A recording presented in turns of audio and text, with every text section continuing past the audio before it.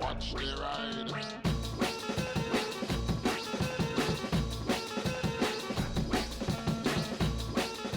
Before this video starts, I really need to point out that you need to watch it to the end, because at the beginning I'm not entirely sure what the problem is, and over the course of this video I both find that issue and also fix it. Hey everybody, hope you're all doing alright out there. So I previously mentioned about how I had a bit of a weird problem installing some heated grips. It wasn't the fault of the manufacturer, because if I just used the entire kit they supplied, as far as I know at the moment, it would have been fine, and there's something not right about my existing stuff. But it's really weird because the old one still works on what is perceived to be a broken cable. Let me explain. So in the kit, there's basically three parts to the grips. You have the power cable, which is just a black and a red, which go to a multi-connector, which splits into one red, three blacks. That's really important, okay? Then that goes to the control unit, and then that goes to the two grips. And that's basically it. So, because R&G, as far as you know, haven't changed the design over the years, although there is some, some extra screen printing and different coloured button, these shouldn't have changed internally.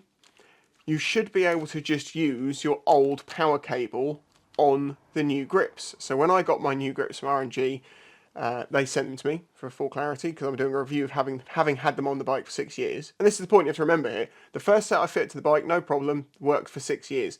If I'd fit these properly, they probably would have done it the same way. But because I already had the previous grips, I didn't replace the power cable. The reason I didn't replace the power cable is because it works. Okay, so this is the old control unit, which I have plugged into the old cable. And hopefully you should be able to see. The lights have come on. I actually can't see this in the camera, so I hope you can see it. But you can see they go up and down, up to 5, and they stay on. Old cable, old controller. Old cable, new controller.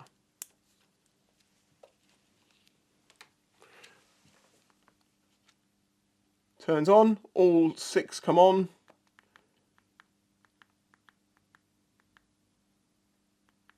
And now this is working.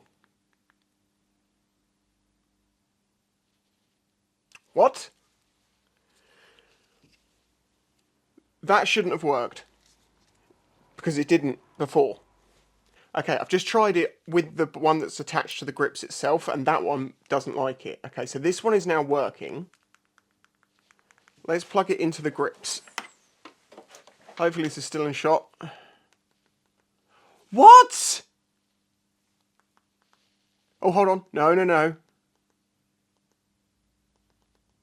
This one will go to 4, and when you try and go to 5, it cuts out. Okay. Look, what I was expecting to happen is this. On the old cable, the old ones would work, and the new ones wouldn't. And it didn't make any sense that that was the case, because the cable hadn't changed, okay? Now I've gone and plugged them in, and they're appearing to work, but these will only go to 4 before they turn off. But the old one, which I'm sorry might be out of shot here, will go up to 5 and sits there quite happily. I'm going to retest the other one they sent me, and that one will go to level 3, but when you go to 4, it goes back to 0. So the original one is working. The middle one that wasn't working now appears to be working, but only goes to 4 and a bit, and the new one only goes to 3. But I know that none of them are broken, because if I plug them into the power harness they sent me that came with them, directly onto the battery, they work. Right? So I now suspect that this set that's on here, which will only go to 3, I think it was said, on the other cable, will go to 5 on this. No, it's going to 4. Right, I'm even more confused now.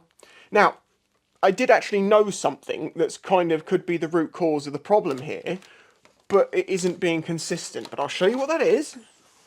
Okay, so as I mentioned, there's a multi-connector with 1 red cable, 3 blacks, that actually comes from 1 red and 1 black. So they've split the negative into 3. On the old cable, I get 12 volts. The next one I get 12 volts. The next one I get 12 volts. Now, the last time I checked that, I got 12 volts, 0 volts, and 3.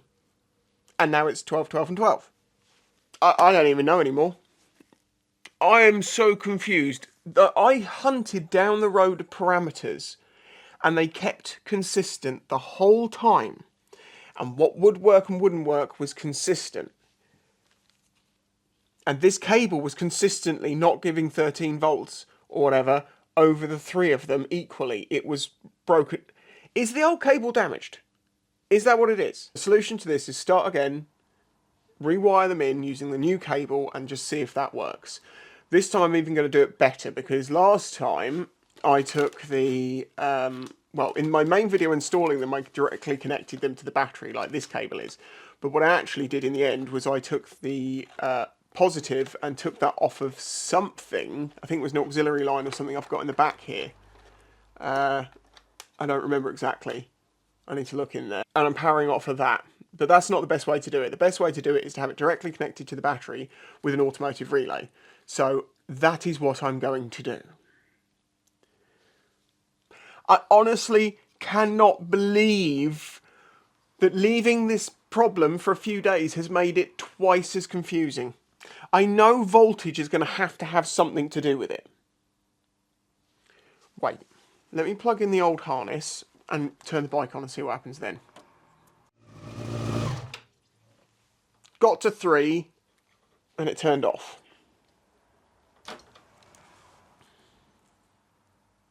What if I plug this power cable in? Because this is what I'm planning to do in the end.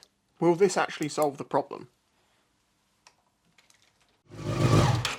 Yes, right. So, if the engine's not running, it'll only go up to like 3 or 4 before it cuts out. If I have the engine running on the new cable, it will go up to 5 and it stays there. So, I think the new grips, because the old ones work on this cable but the new ones don't, have a higher minimum voltage requirement. So, the original unit works on the original cable, no problem, but the new one won't. If I directly connect the new one, new cable, new controller, and the engine's off, it only goes to 3.5, but if I turn the engine on, it goes all the way up to 5, which means that the new controllers seem to want a higher minimum voltage, which is fine. And that means that my fix will solve this problem. We'll have a new controller, we'll have a new cable, it will be in with the relay, and I will have to see if there is something broken in this cable. Maybe that's the case. Maybe the reason why it's coming and going is this is broken.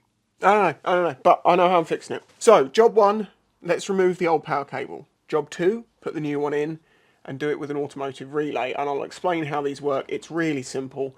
Then I need to take the old cable out, and I can't remember where that connects to exactly, but I've got a connection here, and that could be my trigger wire. So I will just snip this.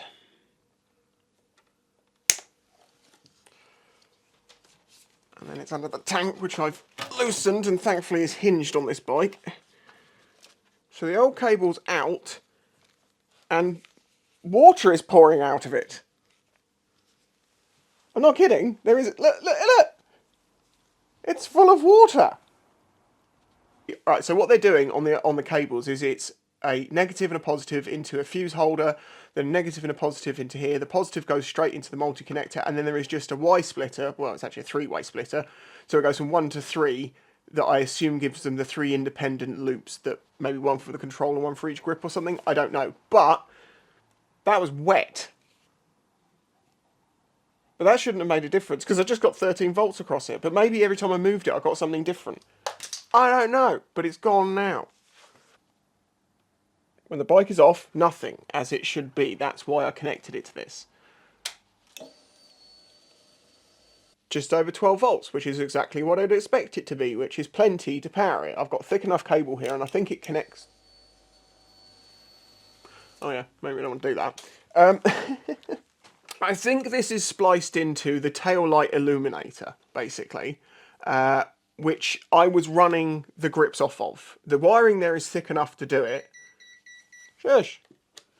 And it worked fine for 6 years. So I have no problem about that actually being an issue here. I could just redo this.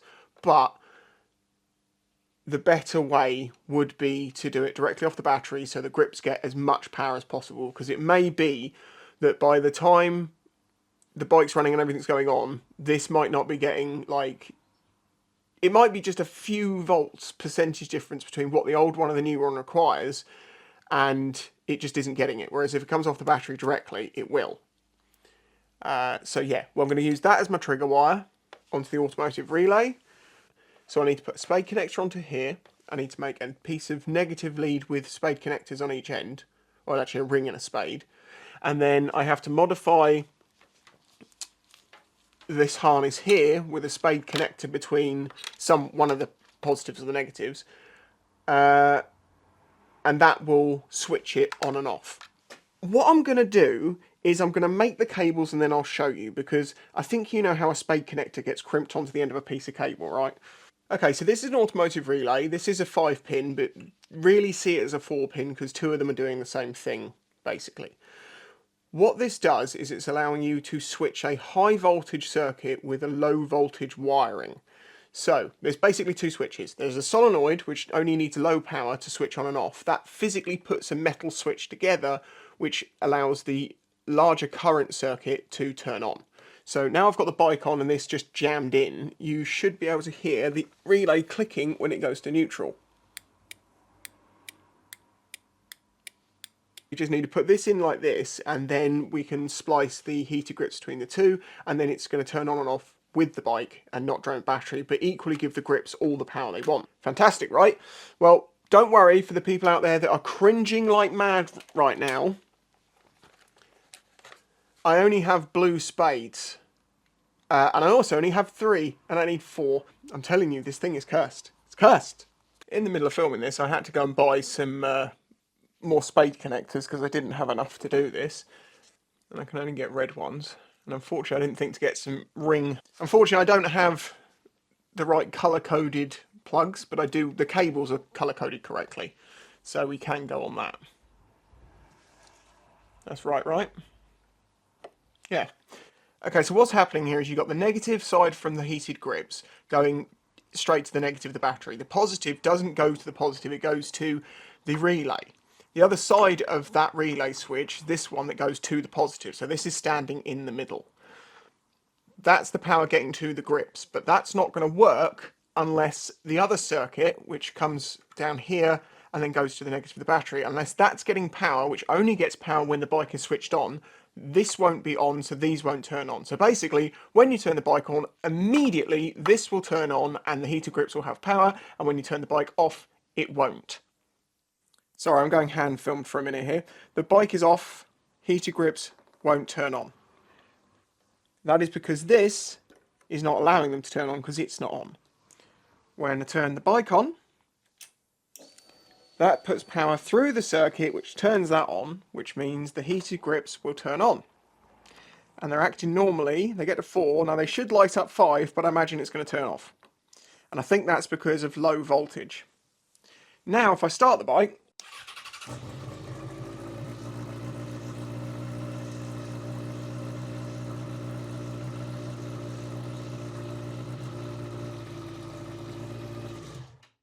so the one that's on there now is the second one R&G sent me. In theory, if I plug in the first one they sent me, this should also work now. We're just about in shot. So the first one is also working perfectly now because it's getting the voltage it wanted. Okay, now to work out what actually went wrong, because this is now working. But the weird thing is that the old grips, which are basically the same product, were working on the old cable connected up here. So what I'm thinking is that the old grips had a minimum voltage requirement of, say, I don't know, 11 volts. And maybe it was getting like 12. And I think the new ones might want, say, 12 or 13 volts. And I've been on that borderline between the two, I'm guessing. And it's only by directly powering them off the battery so they get the higher voltage, assuming this is lower. I mean, it showed 12, but maybe this is getting, this is getting like 14, 15 or something while it's charging. Whereas in that may only be getting like, all it had to do was power an LED, but it was showing 12 volts.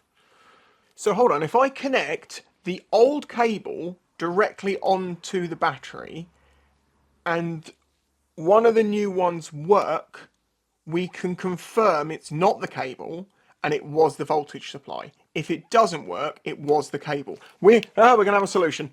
My God. Okay, so this is the old cable directly connected to the battery. With the engine off, it goes to 4, turns, it won't go to 5. I'm going to start the engine and try.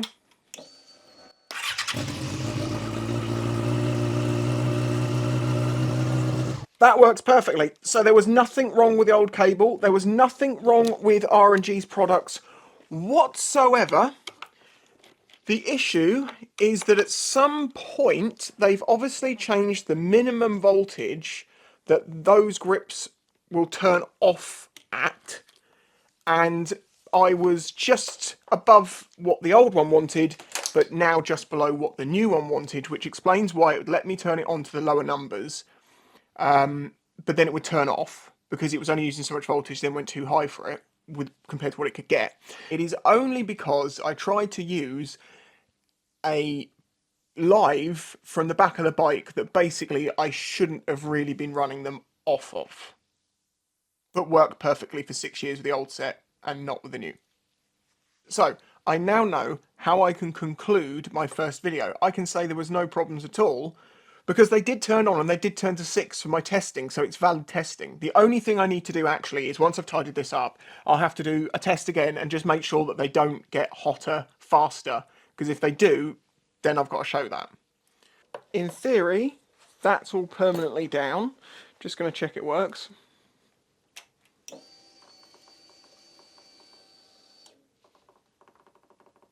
Negative the trigger that side. And this one here. Let's try that again. Hold on, I'd actually have to plug them in, wouldn't I? Oh, miraculously, they are working.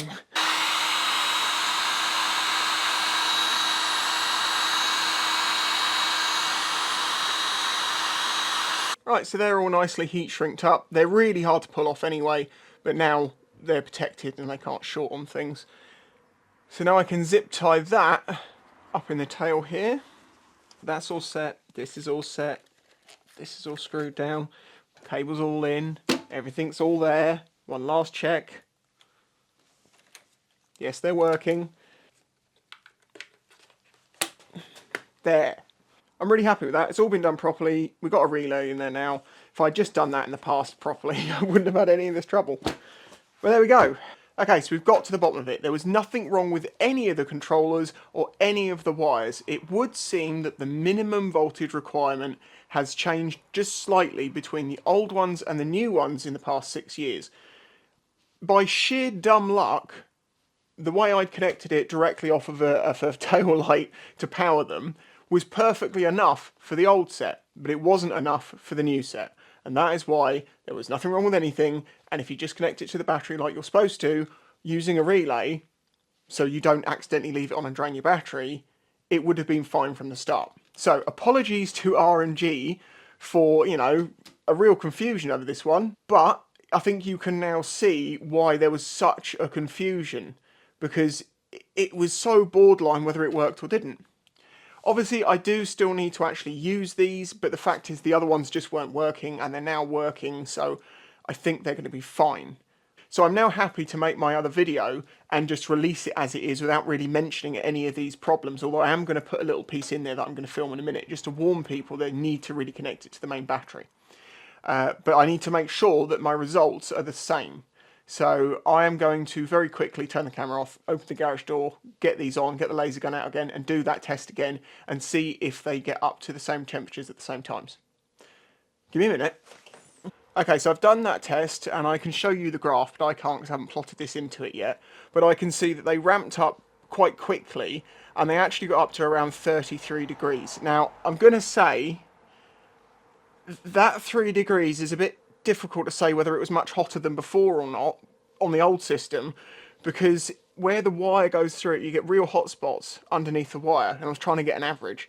So I would say, going on how warm they would feel, I'm happy with my conclusion from my last video that they get to the same temperature. Maybe because these have just got a little bit more power, they've gone from the higher level of 30 odd degrees to 33, but as I say, I am going to have to advise people directly connect with the battery anyway, so that's going to resolve that issue. So again, I am happy to say that the performance, because they were on the same power unit when I did the test, on the same power line off of that thing that just happened to work for the test, they got to the same temperature as each other there. So I'm just happy with my conclusion that there is no difference between old and new grips. As long as the wiring's all still there, they're going to get as hot as they ever did. And that's what I mean about good information takes a lot of time. This has taken me a week to fit these, find out what the issue is, test it, resolve it, before I can get to this point now to be able to record the final bit in a minute to say in that video, by the way, just make sure you connect it to the battery. That 2 seconds thing to make sure that no one falls into the pitfall that I went into has cost me a week. It's great. I've enjoyed it. I'm glad it's done. I'm glad it wasn't down to the product of RNG, and it was just some weird thing that I've been able to learn something from. So there we go. If you enjoyed this video, hit the like button, subscribe if you're new here, and if you want to help support me, please consider doing that through Patreon. Links in the description. I'd really appreciate it. Also, patrons, I'm doing a Christmas Q&A. You need to ask me questions. I've only got 4. There's like 300 of you. Give me a few more. Okay then. Bye-bye. Spicy from the future, after fitting the grips, doing the testing, that was a week ago. Since then, I had an issue come up with the grips where they would turn themselves off. Turns out, it was nothing to do with the grips at all. It was to do with the way I'd had them connected to the power on this bike. There seems to be, between the one from 6 years ago and the one now, a minimum voltage requirement, just slightly different. What I did in the end was I connected it to my battery directly, but I'm using a relay so I don't drain my battery with it, and that has solved the problem. The new grips, everything I was ever sent is working perfectly, and there doesn't seem to be any performance difference. Maybe a little bit warmer or directly off the battery by about 2 or 3 degrees, but otherwise the information in this video holds true.